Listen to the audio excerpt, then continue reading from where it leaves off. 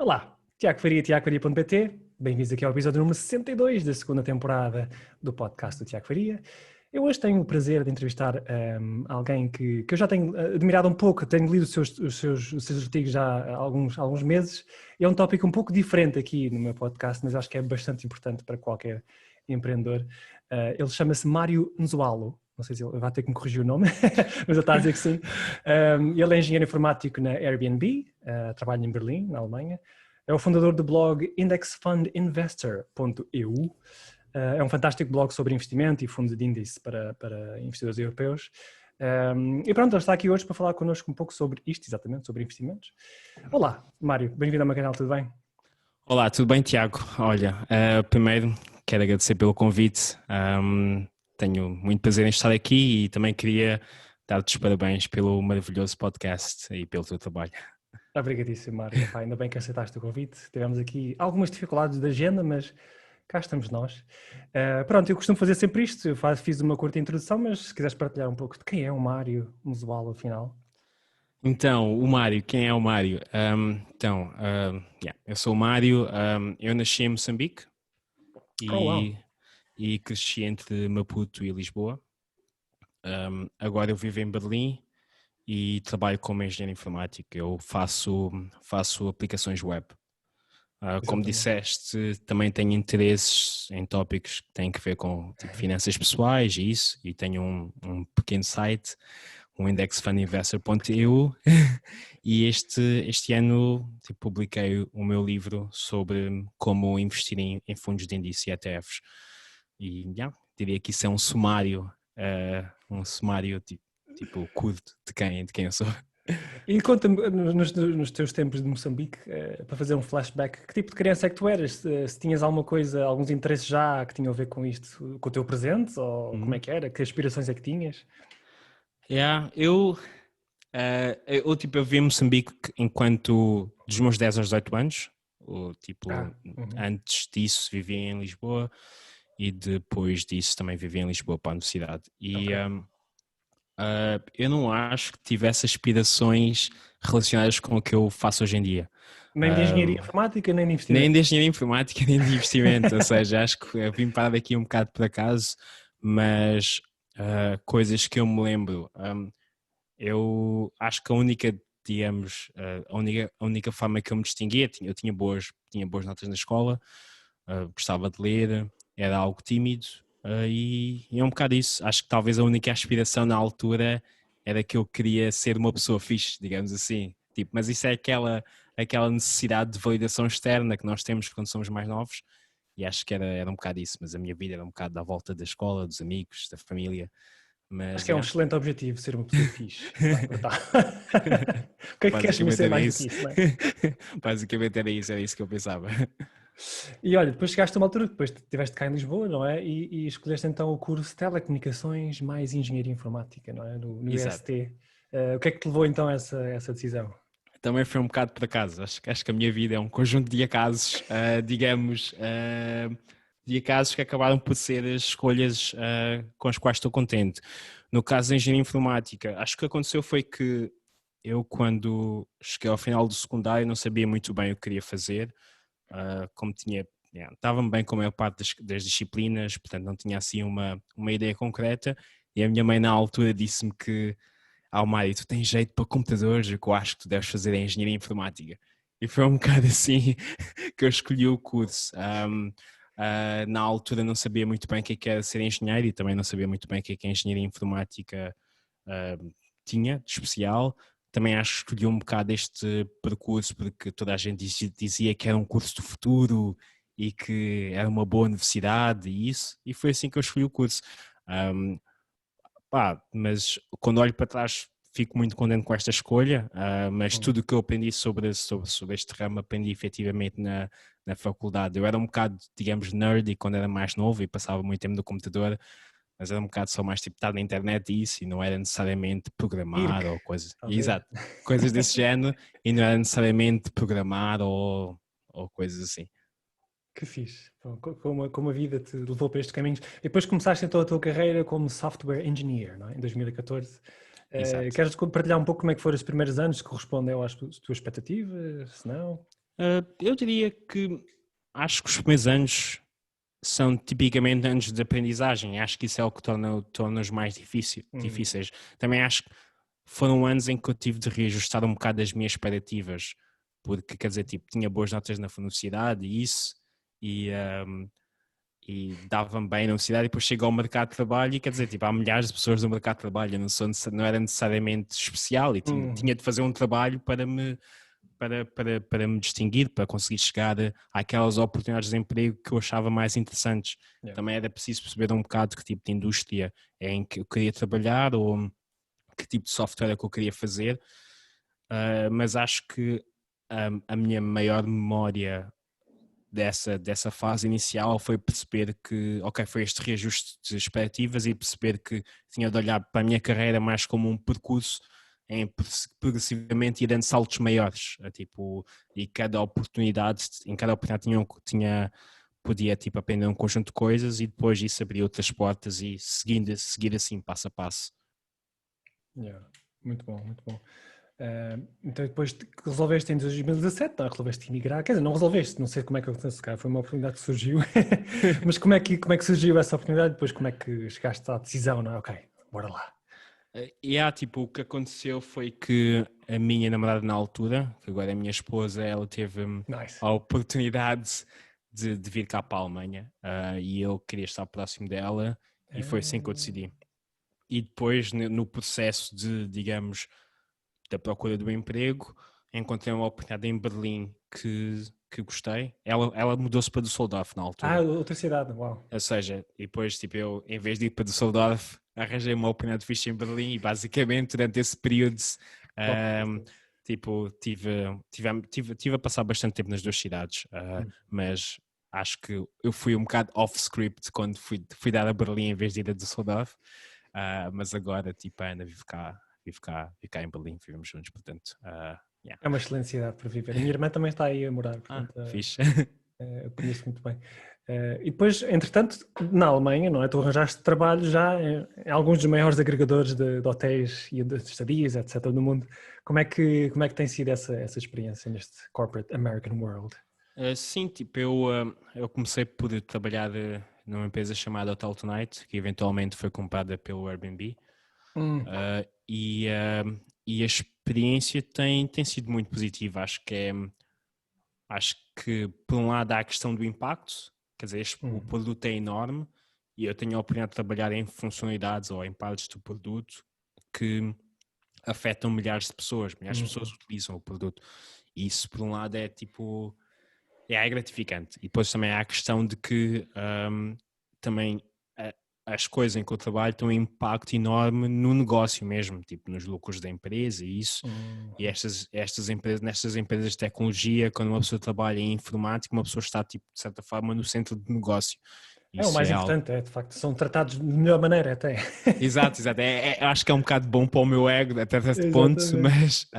Eu lá mas no Google eu tinha um prédio de vendas e depois ao lado era o de informática. Lá o pessoal de informática lá são muito beneficiados, têm todos os seus favores. Mas sim, tipo, ou seja, acho que a parte do impacto é importante, a parte dos desafios intelectuais também é importante porque há certos tipos de problemas de engenharia que só aparecem quando o produto tem um dado, digamos, tamanho, ou seja, é como construir uma ponte tipo para 5 pessoas é diferente de uma ponte para 1 milhão de pessoas. E eu também gosto dessa parte e depois também ao fato de que há muitas pessoas, digamos, com percursos profissionais interessantes, trabalham nestas empresas e é um privilégio poder ter a oportunidade de aprender com elas. E por final também diria que também é um bom carimbo para se ter no CV. Acho que tipo, isto abre mais portas e embora às vezes acho que seja um bocado injusto porque há pessoas que são muito capazes que não tiveram a oportunidade de trabalhar em empresas deste tamanho, mas o fato é que assim também é um privilégio que eu tenho por causa desta oportunidade, diria. E quando andamos só por curiosidade, se já aprendeste alemão ou se nem sequer precisas de aprender alemão vivendo aí e trabalhando? Sim, no trabalho basicamente falo em inglês. Em inglês, Tipo, a minha esposa é portuguesa, portanto em casa só falo português. Eu percebo alemão, mas não me considero fluente.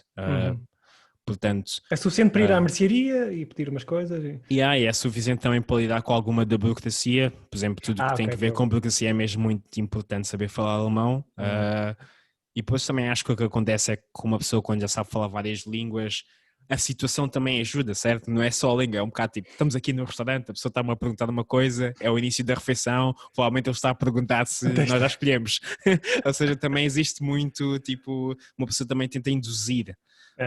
Mas sim, eu gostava de aprender alemão, e acho que é importante, mas nunca, de certa forma, nunca deixei tempo de lado suficiente para o fazer. Não está nas prioridades ainda, não estou nas prioridades. Exato, basicamente é isso, mas gostava de fazer, talvez para o ano. Falando em prioridades, com certeza que os investimentos estão quase no topo das tuas prioridades agora, neste momento, não é? Digo, quase. Quer dizer, eu não acho que esteja no topo das minhas prioridades, mas é algo que eu penso bastante muito hoje em dia por causa do projeto. Como é que isto surgiu então, os investimentos na tua vida? Em 2015 li um livro chamado Random Walk, Down Wall Street, e esse livro explica um bocado explica um bocado o que é o investimento passivo, o investimento em fundos de índice, explica como esta estratégia, tipo, no longo prazo tem tido resultados melhores do que outras estratégias alternativas. E foi assim que eu comecei. Basicamente, o que o livro fez, para mim, foi, a certo ponto, acender uma luz na minha cabeça que me fez perceber que, ok, isto também é mais um pilar no que diz respeito às finanças pessoais, porque até essa altura eu achava muito que o investimento era mais especulação, ou que era algo só... ou era algo mais, tipo, destinado só a pessoas, tipo, a profissionais, basicamente. E foi nessa altura que eu percebi, ok, não, pessoas como eu também podem investir. E no caso do livro, o que acontece é que os americanos tipicamente investem para, digamos, poupar para a reforma.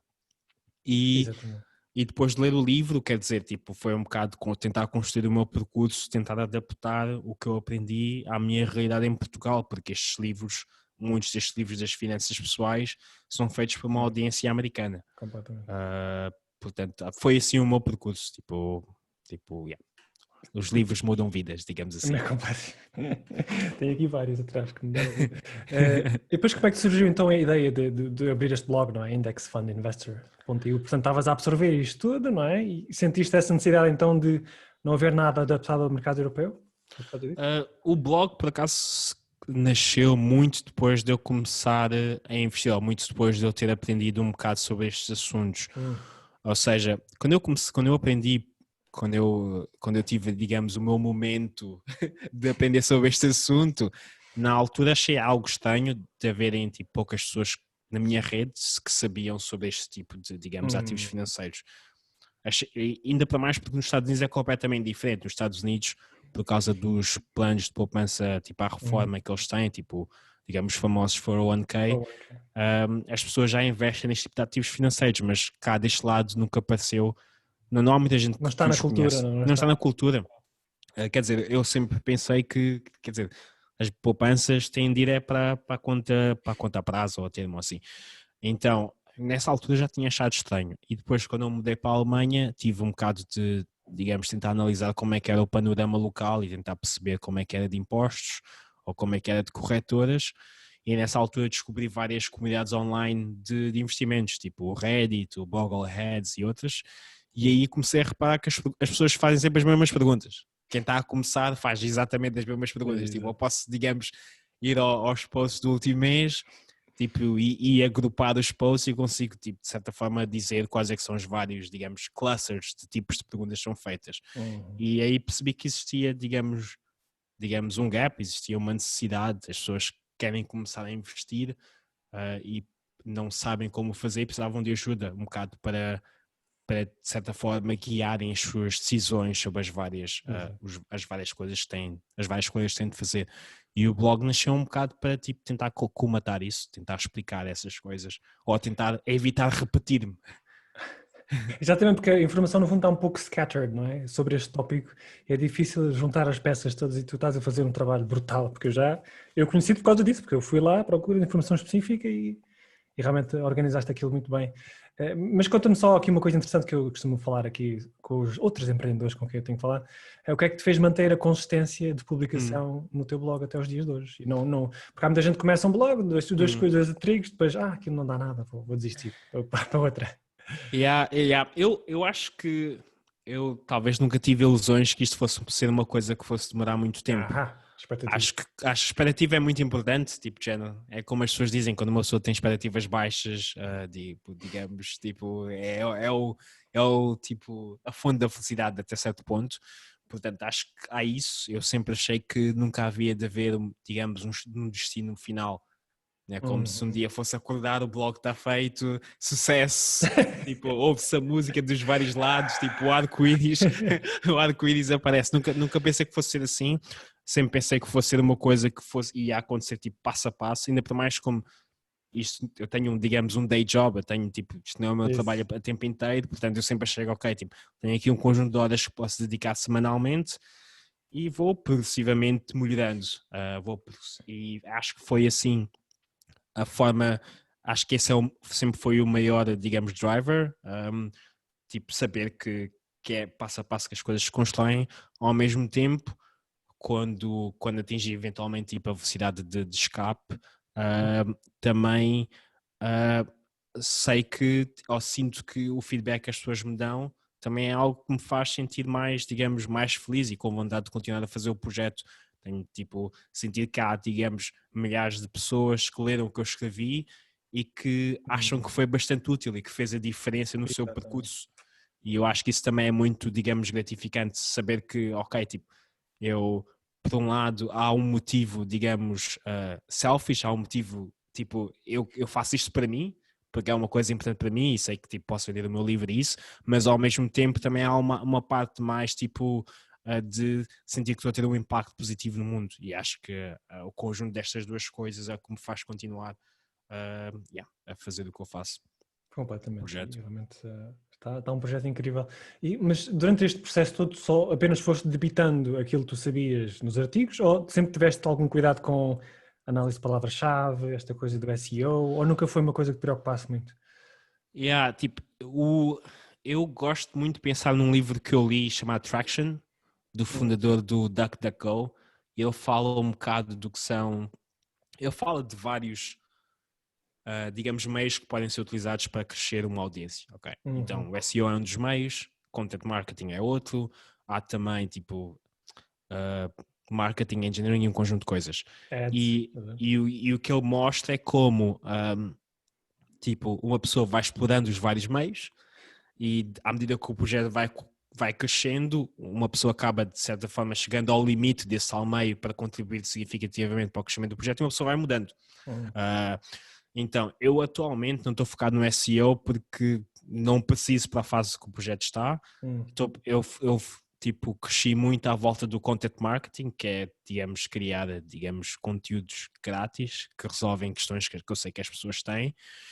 E, Mas é isso, como é que sabias as questões que as pessoas tinham? Era basicamente em fóruns que ias ouvir? Em fóruns conseguia perceber um bocado quais é que eram as perguntas recorrentes, também com amigos, quando eu falava com amigos percebia quais é que eram as perguntas recorrentes e foi assim, fui percebendo um bocado quais é que eram, digamos, os problemas que as pessoas tinham que queriam ver resolvidos. Portanto, isso do content marketing e depois, ok, naturalmente eu podia escrever o que eu tinha a escrever e as pessoas podiam não aparecer. Portanto, também passava muito tempo, como era um membro ativo dessas comunidades, passava muito tempo a responder a perguntas que as pessoas tinham e ao responder as pessoas também fui criando a minha reputação nessas comunidades, tipo, em algumas perguntas para as quais já tinha conteúdos, podia sempre dizer, ok, tipo, responder à pergunta que a pessoa tem e depois dizer, ok, tenho aqui um link para um artigo que fala sobre este assunto em mais detalhe. Ou seja, não colocava só o link, respondia mesmo à pergunta, Acrescentavas valor mas primeiro?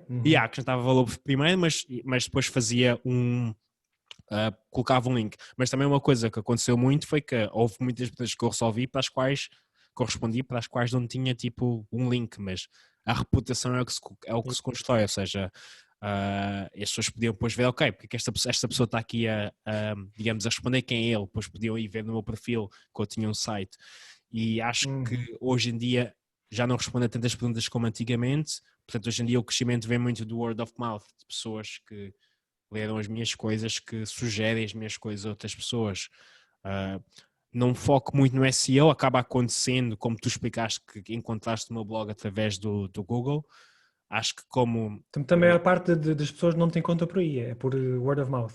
A maior parte é word of mouth. Pelo menos as pessoas que tipo, subscrevem a minha lista de e-mails, que a maior parte que Ok. subscreve efetivamente é word of mouth.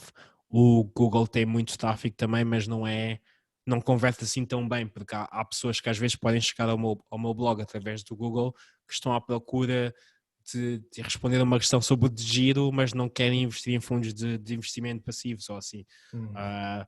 Mas enfim, acho que o word of mouth ainda é uma grande fonte e o SEO acaba acontecendo porque eu, digamos, respondo às perguntas que as pessoas têm e as pessoas acabam, tipo, de certa forma, por também usar o Google para encontrar respostas a essas perguntas. Mas ainda não é um foco. Talvez um dia acabe por ser, mas eu ainda não estou nessa fase. O projeto ainda está muito no início. Eu tenho um crescimento com o qual estou contente para a fase em que estou. Tipo, não tenho pressa para crescer. Claro. E também sei que ainda há muita coisa que quero melhorar antes de focar-me a sério no crescimento, digamos assim. E depois ainda como é que foi este processo para criar o teu primeiro curso online? Era curso online ou e-book? Foram as duas coisas? Eu criei um e-book e depois, digamos, temos vários pacotes, tipo o e-book e alguns vídeos. Eu não chamo aquilo um curso, mas há pessoas que quando falam comigo dizem que eu tenho um curso. Portanto, talvez deva começar a chamar aquilo curso. De qualquer das formas, o processo acho que é semelhante ao processo de criar um artigo. Acho que o processo passa um bocado para primeiro perceber qual é que é o problema que eu quero ajudar a resolver. Eu foco mesmo bastante, tipo, perceber o problema ou perceber a dúvida é o mais importante para mim. E depois fazer uma espécie de um outline das coisas que quero mencionar para resolver esse problema e depois é um bocado escrever. O que acontece num livro, quando comparado com um artigo, é que um livro é muito maior. No caso do meu livro, o problema que eu queria resolver era explicar às pessoas como começar a investir. E depois, quer dizer, fiz a lista do que era preciso em termos de informação. E depois, para além disso, e depois uma coisa que também acontece muito é que quando eu comecei este projeto, a minha lista era enorme. Eu passei depois semanas e meses a trabalhar naquilo e reparei que precisava de cortar coisas de forma a tornar possível acabar em tempo útil. Porque senão, quer dizer, até hoje ainda estava a escrever. Mas também é importante tipo, tirar coisas para o mundo e ver o que é que as pessoas acham. Se as pessoas gostam, se as pessoas não O gostam, que não é que vale a pena. funciona, o que é que não O funciona? que é que funciona? Não vale a pena passar tipo um ano a fazer uma coisa perfeita para depois descobrir que as pessoas que aquilo não funciona para as pessoas. Então eu preferi fazer algo que eu achasse menos, digamos, perfeito, mas que pudesse ao menos perceber se havia, digamos, interesse. E agora, e progressivamente, vou melhorando, vou adicionando conteúdos, vou clarificando, digamos, Isso é coisas uma que lá questão tenho. que surge recorrentemente das pessoas com quem eu falo, que é esta questão do perfeccionismo. As pessoas, mas não está pronto ainda, tem que pôr mais coisinha. Quando, na verdade, o que devemos fazer é disparar logo, é o minimum viable product, não é? O Exato, produto mínimo viável. E depois, exato. então, ver se há interesse ou não, e só depois é que depois vais iterando, não é? Exato, é perceber um bocado qual é que é o mínimo que eu posso fazer para trazer valor. Foi um bocado que eu depois tentei fazer quando deparei com a situação de ter reduzido, de ter de reduzir o conteúdo. Pá, e depois quando se cria um produto deste também é preciso pensar em coisas tipo qual é que é a estratégia de lançamento, qual é que é o preço, qual é que é a plataforma, como é que é com os designs. Isto aqui também faz parte. Falaste aí em plataforma, exatamente. Eu reparei que, obviamente, eu entrei na tua lista, portanto, e que apostaste bastante no crescimento da tua lista de e-mails. Qual é que é a importância que achas que dás, então, uma lista de e-mails para o teu negócio e para um negócio em geral? Para mim, a lista de e-mails é tudo, basicamente. É Yep. a única coisa a única coisa que me importa, tipo, eu mal olho para o Google Analytics e para, tipo, as page views que eu tenho mensalmente. Eu só olho, Subscribers. basicamente, eu só escolho, basicamente, subscribers na mailing list.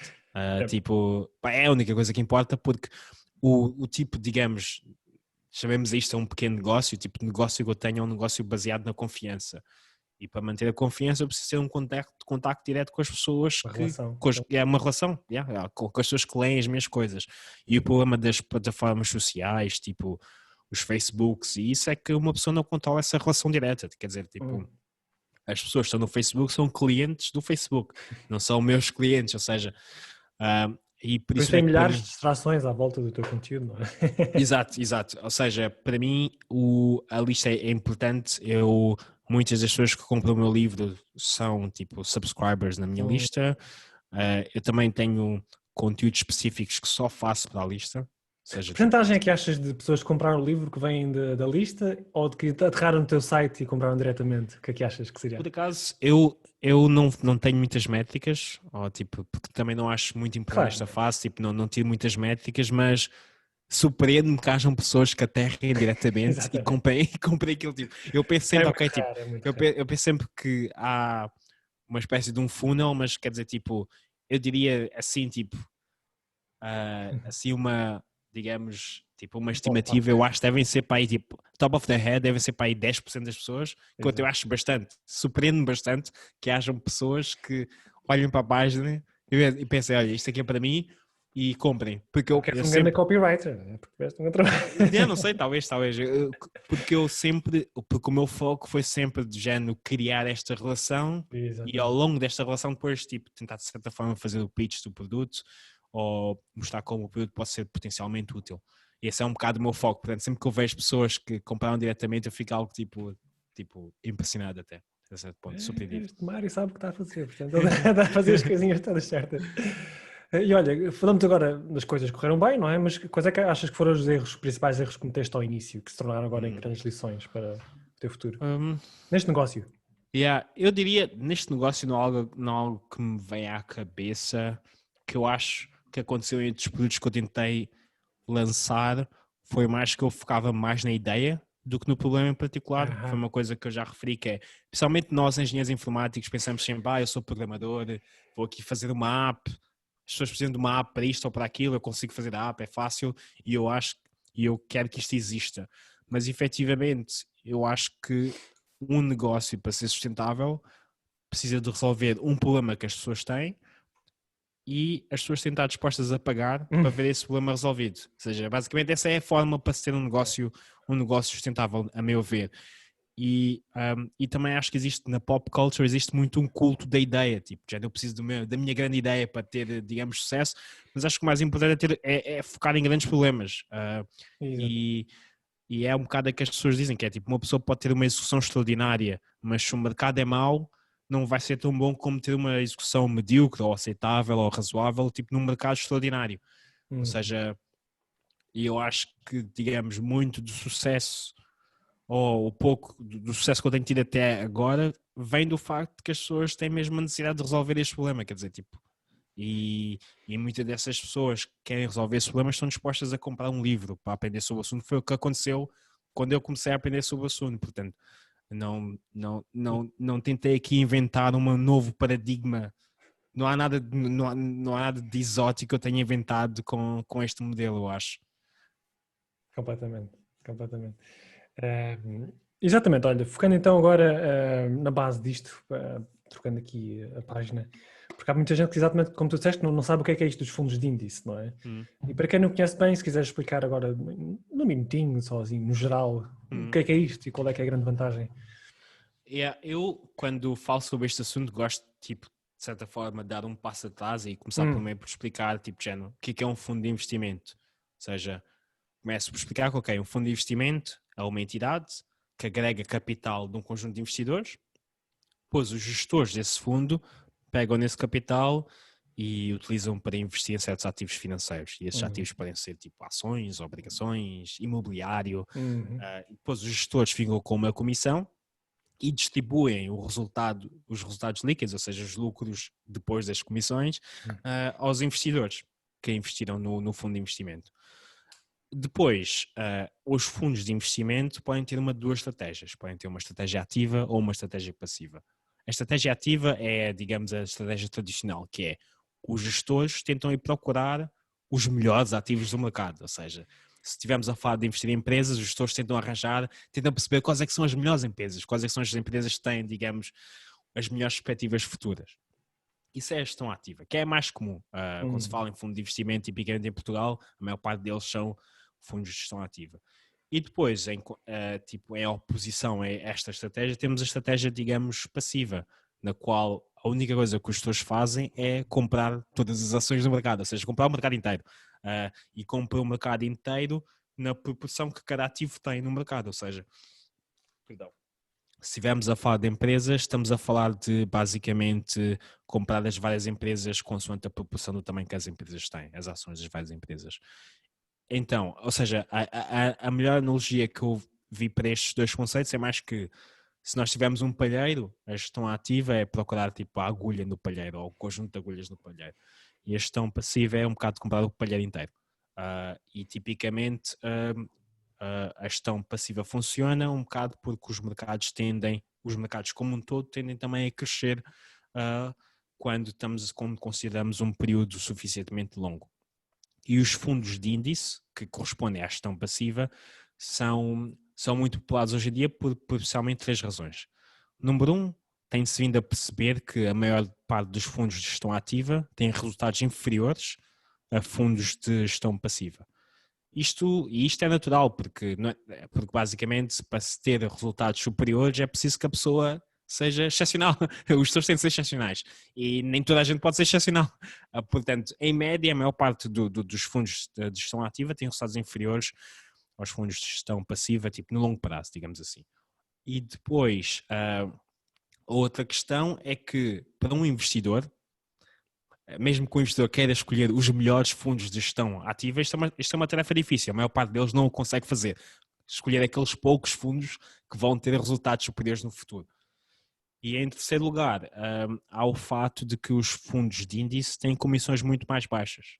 Isto também ajuda a fazer com que estes tenham, em regra geral, resultados superiores. Naturalmente, isto é na maior parte dos casos, mas há fundos de gestão ativa também muito bons, só é difícil escolhê-los, mas eles existem. Outra coisa que eu também gosto de dizer quando começo a explicar estas coisas todas é que isto aqui não é uma recomendação financeira, que digamos, investir tem riscos associados. Eu estou apenas a partilhar o que sei sobre o assunto, mas quem estiver interessado em investir deve também fazer uma pesquisa e tentar perceber se se adequa ao seu caso em particular, ao seu risco, ao seu perfil de risco e à sua situação em particular. Isso é o seu caso específico. E se tivesse que dizer assim qual é um erro principal que os novos investidores cometam, quer seja de fundos de índice ou outra coisa qualquer, se calhar até estão a pesquisar qual é o melhor, a melhor alocação do seu dinheiro, identificas assim algum erro principal? Que será que é esta falta de pesquisa, de análise? O que eu vejo muitas vezes é que as pessoas às vezes não se perguntam porquê. Não é que as pessoas não se perguntam porquê, mas é mais as pessoas não sabem porque é que estão a investir num dado ETF ou selecionar uma dada corretora. Ou seja, às vezes começamos e queremos saber qual é que é a resposta. Em que é que eu devo investir? Exatamente. Mas não queremos... Please tell me. Ou seja, queremos o resultado, mas não estamos a tentar perceber quais é que são, digamos, os critérios que levam a essa decisão. E eu acho que é mais importante nós sabermos isso, porque às vezes as circunstâncias vão mudando. E se nós percebermos qual é que é, digamos, o processo de decisão, nós temos a capacidade de adaptar, digamos, as nossas decisões às várias circunstâncias. Isso é um bocado o que eu tento fazer no meu livro e no meu site, é explicar um bocado porque é que as coisas são como são. E principalmente o tipo de investimento que eu faço é um investimento chamado do-it-yourself investor, ou seja, não há ninguém que faz o investimento por mim, não tenho uma espécie de um financial advisor que efetivamente toma as decisões. Eu é que tenho que tomar as decisões, portanto é importante eu perceber como é que essas decisões são tomadas, qual é que é o processo. Ou seja, acho que as pessoas precisam de ferramentas mentais para lhes ajudar a tomar essas decisões. Eu acho que esse seria um deles. Também há questões de género, às vezes as pessoas não têm expectativas adequadas, de género, ou querem, há sempre uma relação de risco e retorno nisto dos investimentos, ou seja, às vezes as pessoas querem bons retornos com pouco risco, ou querem retornos espetaculares em uma semana, ou em 2 meses, ou em um ano, e digamos, os fundos de investimento passivo não têm isso, de género. Digam-me onde é que está, ou seja, eu diria que era isso. E acho que talvez a terceira coisa que eu mencionaria era mais o fato de que o mais difícil não é necessariamente escolher um ETF ou escolher uma corretora.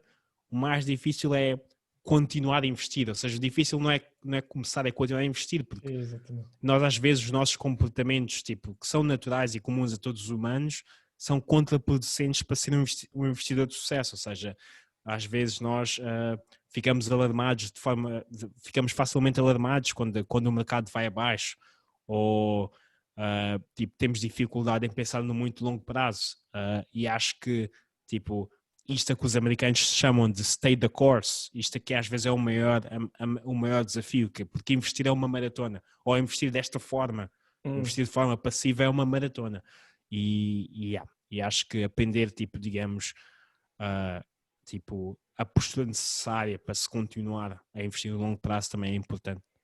Acho que encontramos agora aqui o ponto-chave desta entrevista, que é a consistência. Lá está, falaste há pouco, depois de crescer o teu blog, consistência, sempre presente, a manter a tua estratégia, no fundo. E a mesma coisa aqui nos investimentos, que é realmente uma coisa que é muito difícil. A vasta maioria não consegue manter a consistência porque acontecem os medos, acontecem as emoções, etc.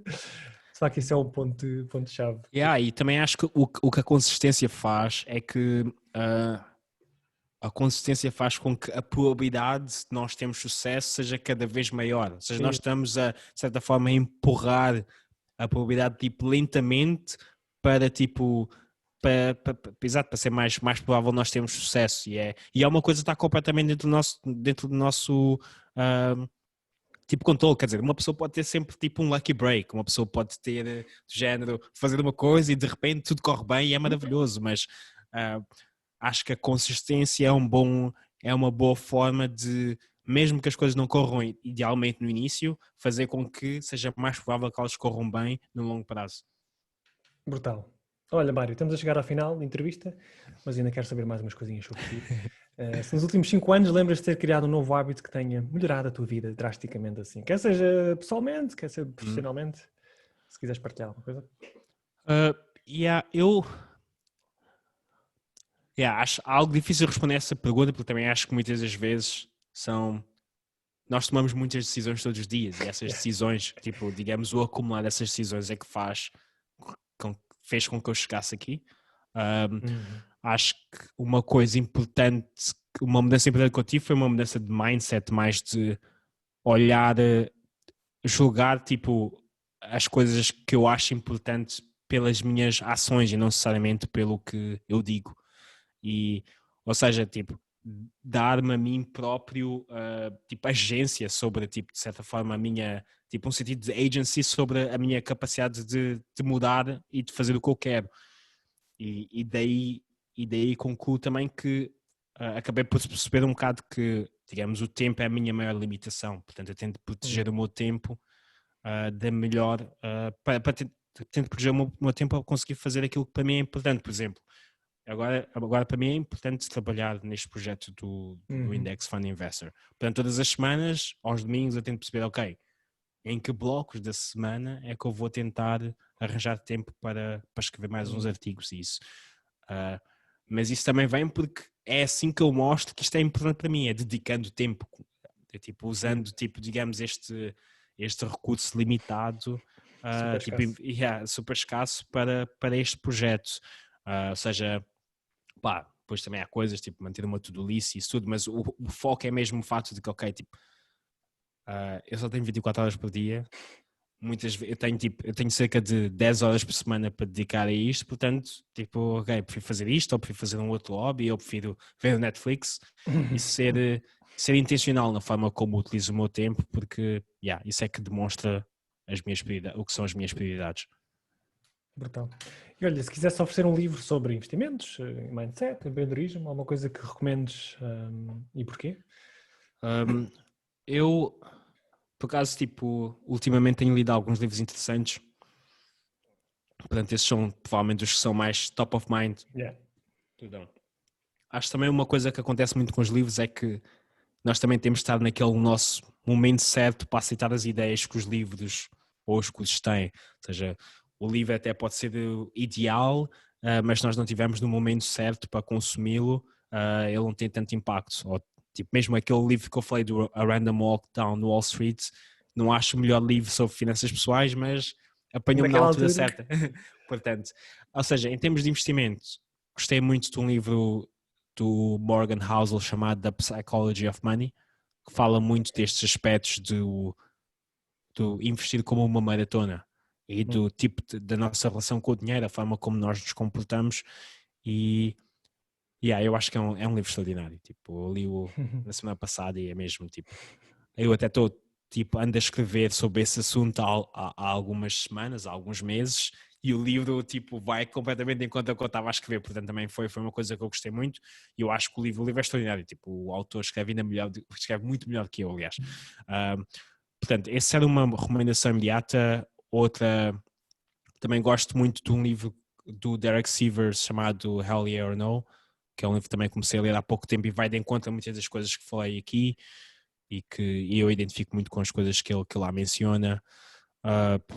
Ok, há outro livro tipo A Guide to the Good Life, que fala sobre estoicismo, que é uma perspectiva, que é uma filosofia de vida com a qual me identifico muito também recomendaria esse.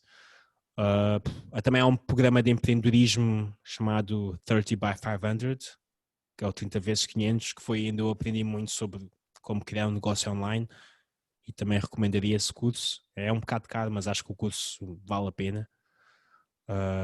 Mas essas seriam as minhas recomendações. Awesome, fica aqui a listinha.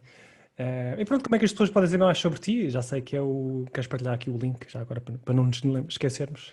Eu diria que há o melhor ponto de partida será tipo o meu site, o indexfundinvestor.eu. Eu vou pôr na descrição. Lá podem saber mais sobre o meu livro, que é uma introdução a como investir em fundos de índice e ETFs para pessoas que vivem na Europa. E basicamente lá vão encontrar toda a informação tipo, relevante sobre o assunto. Perfeito, Mário, obrigadíssimo pelo teu tempo, pá. Foi brutal, um tópico que realmente interessará a muita gente e acho que concluíste aqui de maneira espetacular. Muito obrigado mesmo. Olha, mais uma vez, obrigado pelo convite, gostei mesmo bastante da entrevista e tudo de bom para ti e espero continuar a ouvir o podcast Do Tiago Faria. e conhecer e conhecer o percurso sobre os próximos convidados. Obrigado, Mário. Um grande abraço. Okay, e pronto, abraço. chegamos então ao final do episódio 62 do podcast do Tiago. Espero que tenha gostado e que tenha achado que é um tópico bastante útil. Se tiver alguma pergunta, deixe nos comentários abaixo. Tanto eu e o Mário, posso convencer o Mário depois a responder alguma coisinha, se houver. Muito obrigado pelo vosso tempo e até à próxima.